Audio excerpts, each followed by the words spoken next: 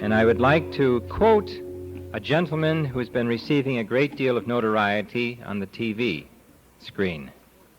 His name is Carl Sagan. He mentions that, quote, "The brain's workings, what we sometimes call the mind, are a consequence of its physiology and anatomy, and nothing more." That statement can be challenged. And yet it summarizes what many people feel constitutes the heart of self-transformation in the West. He's saying very simply that your mind is nothing more than the electromagnetic cells, the chemistry, the flow of blood that are generated in the body and keep the brain alive. If we're to examine the science of human transformation, we have to divide science into two routes. The West has taken one, and the East has taken another. In the West, science tends to be something that deals with the external, matter, energy transformations that are tangible. We put people up on other planets. We delve into the geology of our own Earth. We change things around. We examine them in test tubes. We discover new microbes. We predict and we estimate. Science, in other words, in the Western viewpoint, is something that deals with external matter. The mind, for the most part, is left alone. In some cases, it's forbidden to be looked into.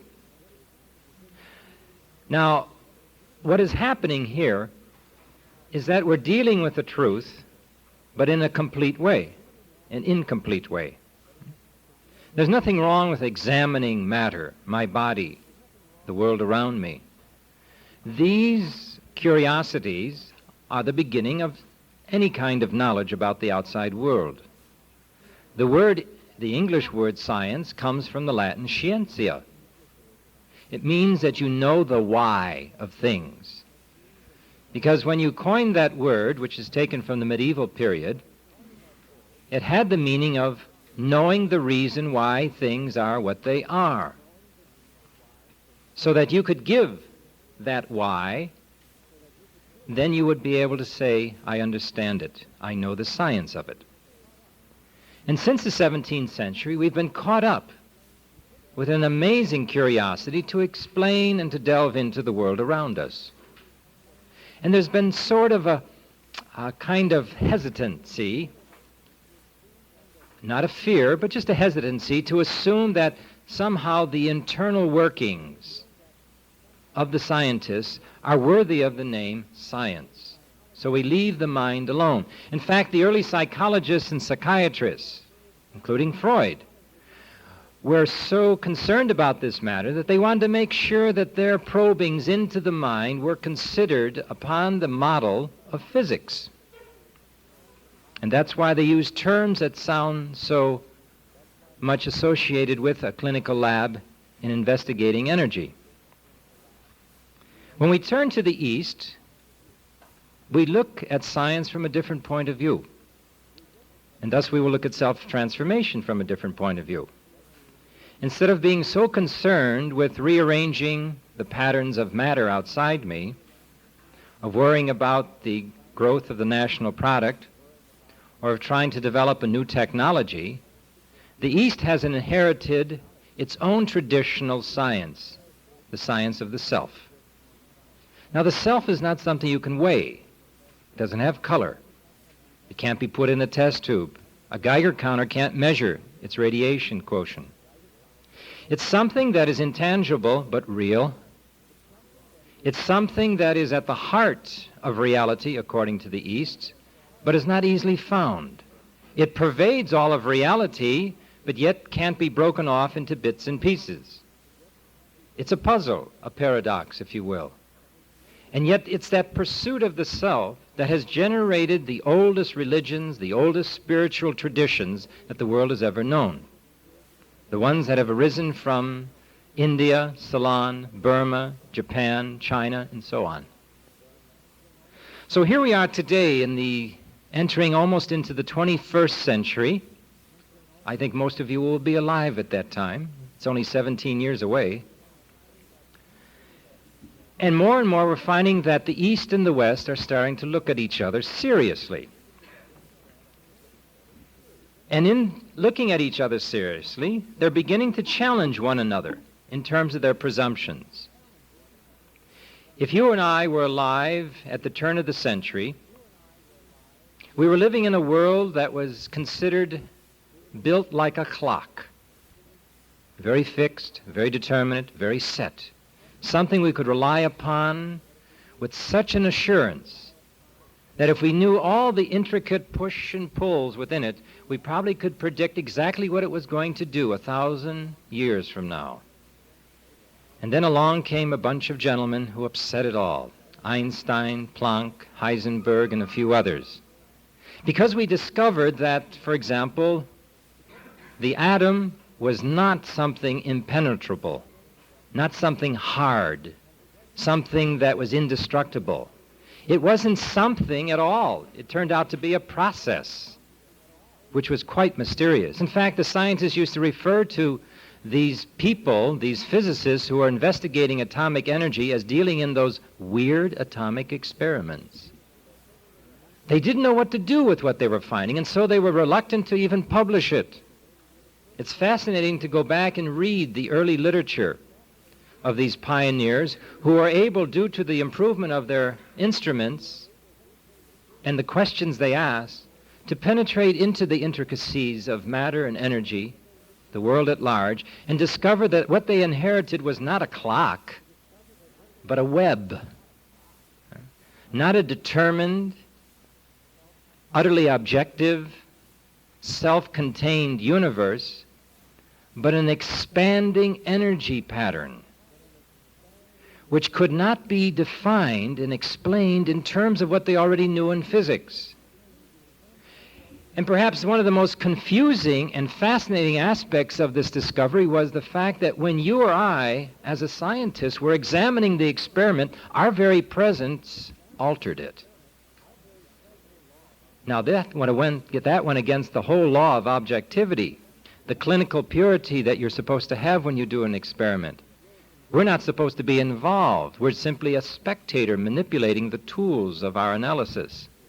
And yet here, the very presence of a living being in some way was influencing the outcome, like it or not, willingly or not. Now this provoked a whole new series of questions. And some of the people who were rather imaginative began to see comparisons between some of the statements they read in Christian mystics, the Chinese Tao, the Upanishads. Reading these statements began to sound like some of the metaphors that were now being used to explain the meaning of life itself. So you see, we're entering into a very, very exciting period. I'm not saying that they're equivalent. I'm simply saying that the analogies, the insinuations, the hints that are being found in some of the most profound writings of the saints, people who were so concerned with self-transformation, are also some of the terms that are being used today by the physicists and the chemists and the biologists in trying to understand the nature of life itself. That means we're in for a change. We tend to think about our essence, our human nature, as being a fixed entity. And we often confuse the personality with our deepest essence. The personality, of course, is changeable. It's malleable. Like a child, we often say, what are we going to be this year? Society seems to impose upon us certain restrictions, so I become a carpenter, a salesman, and so on. But that could change overnight because you weren't born that way. You had certain proclivities and affinities which you followed out, but you've often changed your mind about yourself. But what's at the very heart of this is our self-image. The way we understand ourselves to be who we are. This interprets our experiences of life. It orients our behavior. It also sets boundaries. Some see themselves as the victims of life, that no matter what they touch, it will fail. And they often blame the external environment for their present situation. I am what I am because my environment made me that way. Well, that's an idea. That's a concept you have which you are holding very close to your heart, and you've decided that that represents who you are. And yet, every concept you have could be interchanged. What you have held dear about yourself last year could, as it were, grow old. You could lose it. You could change it. You could exchange it. So that there's something in you that's always pliable. And the mistake people often make is to over-identify with the pliable instead of what is steady. If we're going to consider what self-transformation means, then, we have to recognize, first of all, that I am responsible for what I consider myself to be. It's not arbitrary, but yet in some way I'm already in flight at birth. I don't come in just some sort of amorphous bundle of energy with no direction. I entered a certain period of history. That period has already been shaped, and it's still unfolding. I can make a contribution to it, or I can withhold myself. The point is, I can do it by making choices. That's what makes me a human being. The rationality that I possess is based upon the ability to make free choices. But the choices I make have to be carefully scrutinized at times, because I truly define myself in terms of my choices. The way I want to look at life is often made by my choices, not by what's out there. It's the way I see things. It's not so much the way things are. And we often meet this in our own growth. We read a book one year, we come back to it next year, and we're amazed at how much more we see. That book has changed a lot. Sometimes we see somebody we haven't seen in a long time, and we're amazed at how different they are. Are you sure they changed, or have you, or maybe both? In other words, life presents us with a continuing series of questions, of opportunities to make choices. And if I fixate too early, if I plateau, if I decide not to make any more choices, then what I'm doing is narrowing down the opportunity to discover what life holds for me. We're concerned with growth, with development, with expanding our horizons. The only way I can do that is to make a choice. Choosing, then, is at the very heart of self-transformation. But I have to be very cautious here, that sometimes when I make a choice, it's a choice for the past, which doesn't exist. It's a choice for something that's already happened and I can't change. And as long as I make a choice for the dead past, I assume those qualities. In other words, if I decide that there's something that somebody owes me, there's an injustice, an affront, somebody has hurt me, and I hold on to that past reality, then what I'm doing is identifying with something that no longer exists in reality. And thus part of my self-identity belongs in the past, where it shouldn't. I have to recognize that in self-transformation, I do not identify with the past. I have to let it go. And that takes enormous courage at times. Because you see, as long as I hold on to the past, I can justify what I'm doing in the present. I can justify the fact that I don't have the right to certain things because I'm guilty of something I've done in the past. As long as I want to hold on to that, I'm overworking it. When you decide that you aren't worthy of success or another chance, or when things go wrong, you always respond, I deserve that. I should have failed. Then you're overworking guilt. You're living in the past. and you're cutting down your chances for self-transformation. In a sense, technically, the self doesn't change. What we're really talking about is enabling the self to express itself. We're getting away all the blocks, those barriers, those encumbrances that we put upon ourselves because we've made inadequate choices. Don't give up choice. But remember, every choice you make requires a thought and an image. And your nervous system doesn't distinguish between a vividly imagined event and the real thing. If I hold on to tension, for example, if I hold on to my worry and my anxiety, my nervous system thinks, oh, better go with it, and thus provides the physical counterpart to all those internal turmoils. On the other hand, if I decide to let go and open up and take a more positive view of life, my nervous system again replies and responds accordingly. You and I are not just angels, and we're not just bodies, contrary to Carl Sagan.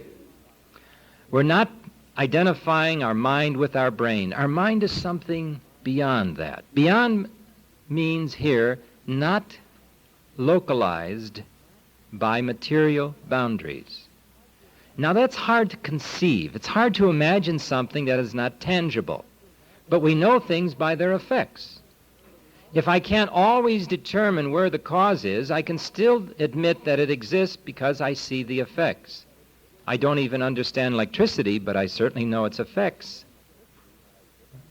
There are many things in life that we admit, but we don't always know what we're admitting.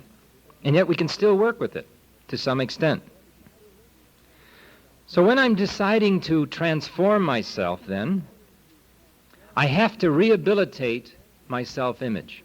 I have to learn to get rid of many of the superstitions that I've acquired along the way.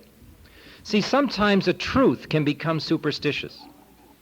Sometimes something that functioned well at a certain period of my life no longer is viable. And if I try to hold on to it today, it simply entangles me. It gets in the way of trying to understand the meaning of life. So what I have to do is let the past slip. I have to let go, loosen my grip, because the past more than anything else is what harbors my ability to move into the future in self-transformation. Another point that has to be very carefully understood is that I should not operate my own lifestyle in terms of another person. I mean, we tend to be followers at times. But again, what we're doing is we're setting a boundary to ourselves. We're refusing to look into our own self to discover what's really there. It's easier sometimes, it's more assuring to lean on the power, the personality of somebody else. But again, this has limitations. The principal one being is that I'll never discover who I am. To launch into myself takes courage, because the answers don't come immediately. I have to find out in a step-by-step, often stumbling manner. How do I start? You simply start by examining who you are today. Do you want to be this person? How much of what you are do you want to retain? Is there things you want to change? Then pursue that change, slowly, carefully, step by step. You can't transform yourself overnight, but you can begin to make the first step, and thus you begin to see new opportunities for truth. Truth is often not just coming up to something and having that thing say, this is me, this is the truth. Truth requires a certain readiness, a certain ability to penetrate reality. That means I have to begin by being very honest with myself, recognizing the limitations that I've imposed, perhaps even for years. But the very act of admitting this puts you into the truth. You're already in an act, a new act of self-love. The fact that you want to correct, that you want to grow, that you want to get in touch with your real self shows that you have a dynamic impulse, the human impulse, to love and to pursue what you love. You and I, everyone here, really compose the most fascinating realities in life. We are the ones that run this world, for better or worse. And it's only in terms of understanding ourselves that we can begin to use that knowledge in understanding others. So that all the knowledge eventually of self-transformation comes not by studying the energy currents in the electrospectrum, but by trying to understand the spectrum of ourself. To recognize that my limitations mostly are self-imposed, learned, sometimes even educated that way. To recognize that the role of suffering is not something to be clung to be used in order to win medals, but is something to work through. That by evading responsibility, I'm undermining the most deepest and precious heritage that I possess, namely my self-worth. In other words, I have to go beyond just being a pragmatic person, trying to just do the most practical thing in order to stay above my bills. I have to recognize that if I'm to know myself, to transform myself, I have to allow my mind, my feelings, my heart to explore the whole terrain that composes myself. The East reminds us that we're more than the body. The West has reminded us of what a marvelous body we have. The both of them can meet and complement. More and more, I think we're beginning to see how important it is that when we look at ourselves in terms of physical health, we're not just treating matter with pills or surgery. We're treating a person. That consciousness is the most dominant thing, both in my illness as well as my wellness. And as the scientists, the physicians, and the research people begin to recognize this, it will change even the complex of science itself. Scientific knowing, then, is not an enemy of spirituality.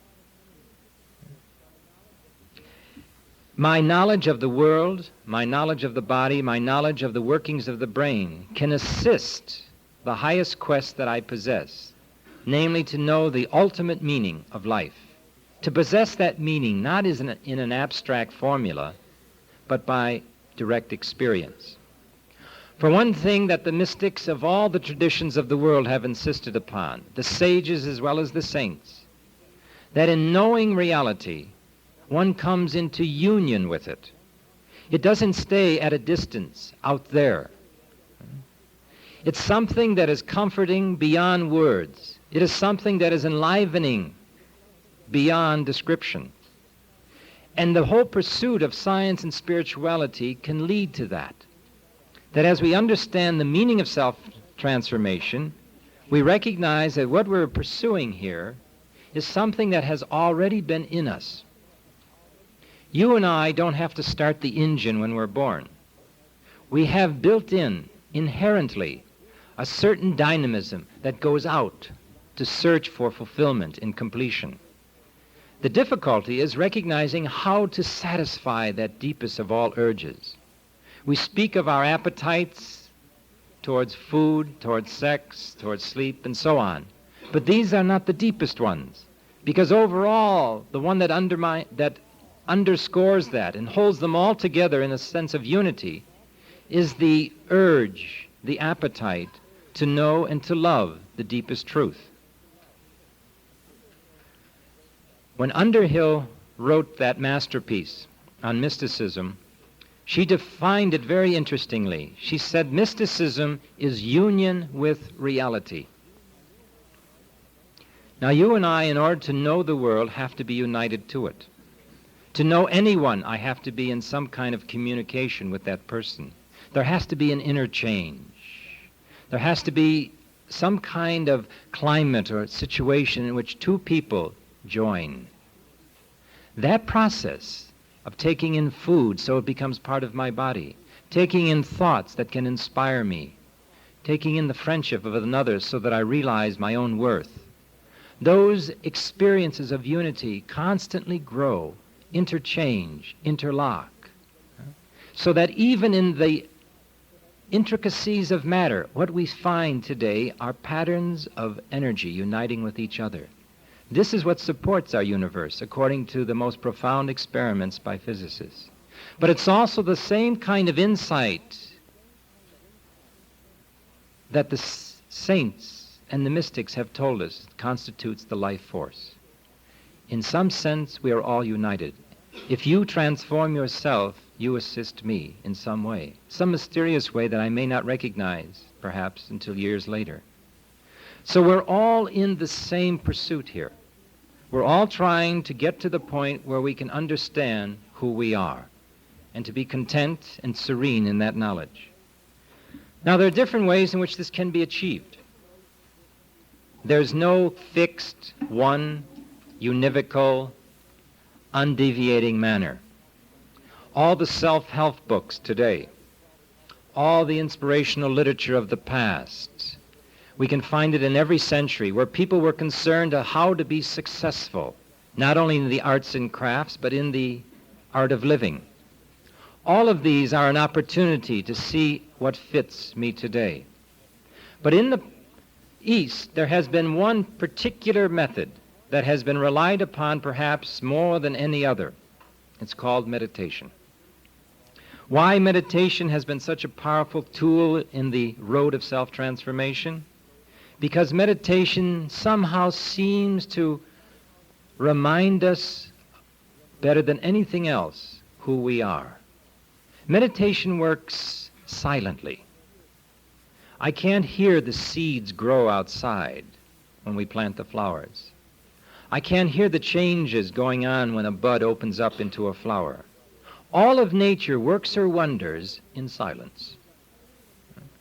The same with the most startling wonder of all, a human being. You can't hear the child grow taller or wider. You can't hear the brain working. But inside, when you meditate, you begin eventually to hear the silence.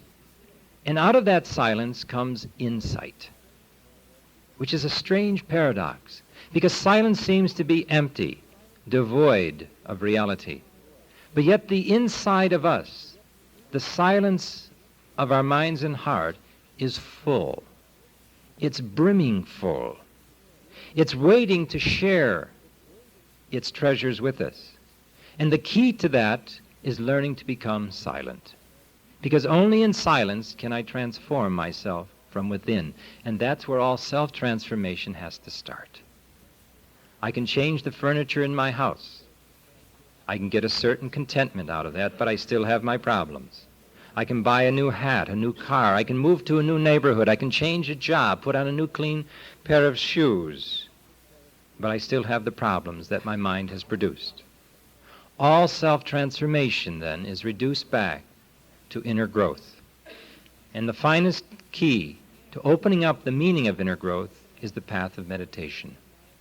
Meditation not only allows me to understand from the inside the mystery of what it means to be a person, but it introduces me to something even beyond the three-dimensional time, space, and motion that's so much a part of my life.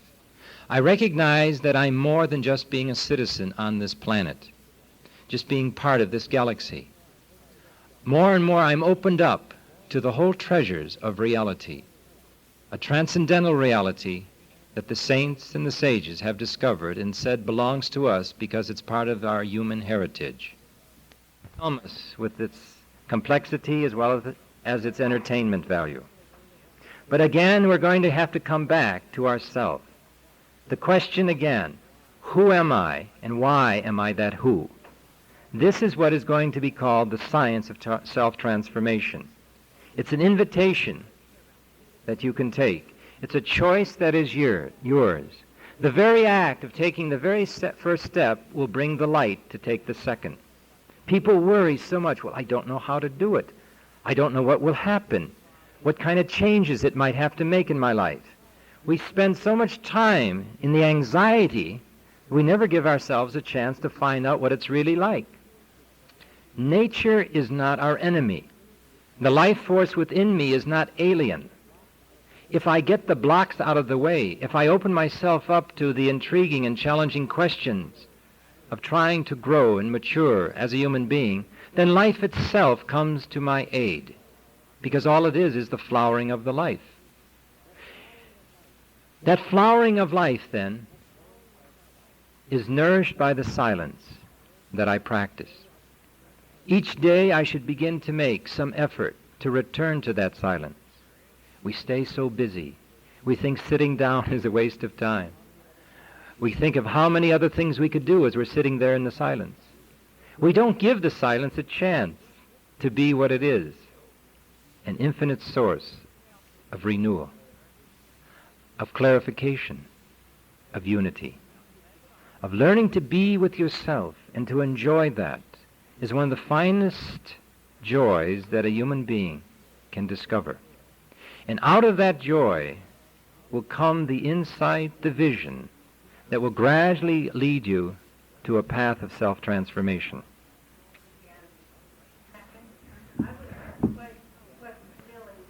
She asked if I had come out of traditional Christianity, and if my understanding of Christianity has, or rather my understanding of the East has helped me appreciate even more the Christian tradition. You see, when I grew up,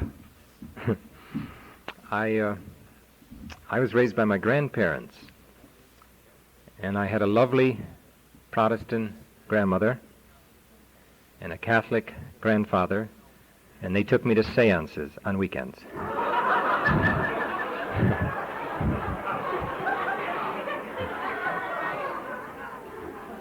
I had questions for the nuns that drove them crazy. So I saw many traditions, and I kept saying, which one is which here, you know? So I kept being fascinated with all that. I pursued the whole philosophy of religion. That's what I got my degrees in. When you look at it, at least as I've tried as a student of the philosophies of religion, you look at all the traditions. Each one throws light upon the other. And after you get past the early competition for who's the best, and who's got the truth, and who's more right, you begin to realize something. That they're all concerned with the mystery of life as it focuses within human beings. Now, a human being in confronting life can't be so different, so radically different, that it would be 180 degrees from somebody else. We can have difference of opinions because we're slanting our questions, but we all agree that we should know what is the meaning of life, especially in its ultimate terms. Now, we sometimes label that pursuit religion, God consciousness, the transcendental state, samadhi. All of us may use different cultural terms, but when we understand what we're getting at, we see that there's a common pursuit here. Now, we are culturally conditioned. There's no doubt about that. You know, I'm not a Buddhist, for example. I didn't grow up in a Buddhist environment. If I was born in Ceylon, I probably would be.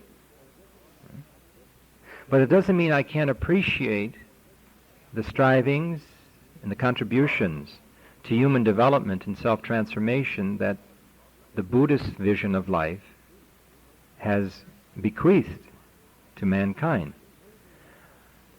It's made me much more tolerable over the years, acceptable to seeing that truth is a many-speckled reality. Like a prism, when the light shines through it, what color is it? If you say it's red, I see the blue. If you see the yellow, somebody else sees the green. They're contained together here. And it's only when we begin to go within ourselves that we begin to unify all the diversity. But when we first start out, we always have to feel it. I'm in the best one, you know. No one likes to feel second best. And that's understandable. But as we work past the outer garments and we get to the heart of the matter, we begin to see that there's a fundamental unity here. And certainly then, I think an examination of the Eastern wisdom, which is ultimately human wisdom, will help any Christian in the West. Anything else? A Western counterpart to the Yoga Sutras of Patanjali. For those who may not know what the Yoga Sutras are, it's a series of 196 statements, aphorisms. It's a very practical manual in which you start from a certain basic understanding of life, and it shows you in a very practical way how to make the self-transformation to the deepest insight into the meaning of existence. You change. It's not merely an intellectual trip. It's not an academic approach. It's an approach which demands a great deal of work on yourself, because it's convinced that as you change, you see things differently. It's like taking a person who's myopic and colorblind, and as you begin to give that individual eye exercises, they wake up one morning and they begin to see at 20/20. And they begin to notice that there are colors actually existing in the world. There's a change that produces a whole new vision. But the reality was always there. It's just that you weren't prepared to see it. Now that's the kind of manual the Yoga Sutras are. And the next speaker has even written a commentary on it. Now, is there something in the West comparable to it? I've been searching for it. I have stumbled upon fragments, phrases here and there. There's a gold mine of information that's just sitting gathering dust. It's the works for what are called under the generic name of the Desert Fathers. And many of the medieval writings, the Cloud of Unknowing, the writings especially of some of the female mystics in Germany, Meister Eckhart, for example. If you study these things, you begin to get insights. But there's no, you might say, distilled manual that I've ever come across. What has been carried on in the Christian and Judaic tradition has been more of an oral tradition that is learned, unfortunately, just in the monasteries, if they're still doing it.